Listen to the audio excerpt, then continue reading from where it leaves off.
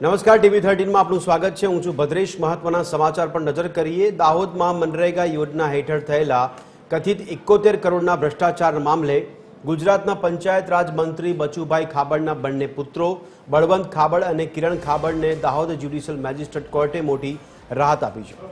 કોર્ટે બંનેના જામીનને માન્ય રાખ્યા છે અને દાહોદ પોલીસ દ્વારા જામીન રદ કરવા માટે કરવામાં આવેલી સ્ટે અરજીને પણ ફગાવી દીધી છે।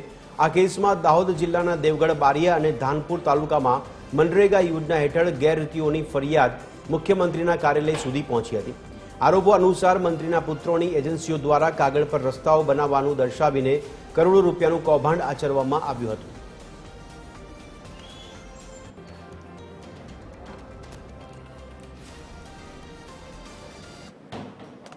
તો આજ અંગે વધુ વિગત આપી રહ્યા છે અમારા સંવાદદાતા મયુર રાઠોડ। મયુર, જણાવશો કોર્ટ દ્વારા જે પોલીસની સ્ટે અરજી પણ રિજેક્ટ કરવામાં આવી છે ત્યારે હવે કાર્યવાહી કયા પ્રકારની રહેશે મયુર આ કેસમાં?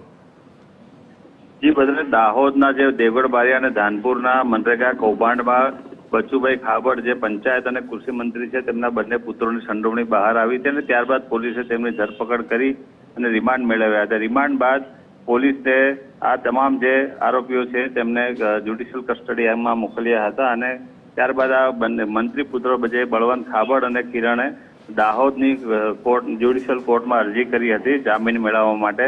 તે જામીન અરજી દાહોદ કોર્ટે ગઈકાલે મંજૂર કરી હતી અને મંજૂર કર્યા બાદ દાહોદ પોલીસે આ જામીન છે જે રદ કરવા અને તેના પર સ્ટે માટે અરજી કરી હતી, જેની દાહોદ કોર્ટે 1 દિવસના સ્ટે આપ્યો હતો અને ત્યારબાદ આજે સવારે 11 વાગ્યાથી સુનાવણી શરૂ કરવામાં આવી હતી અને સુનાવણી બાદ આજે દાહોદ કોર્ટે જે આદેશ કર્યા હતા જામીન માટેના તે કાયમ રાખ્યા છે અને દાહોદ પોલીસની જે અરજી છે તે ફગાવી હતી।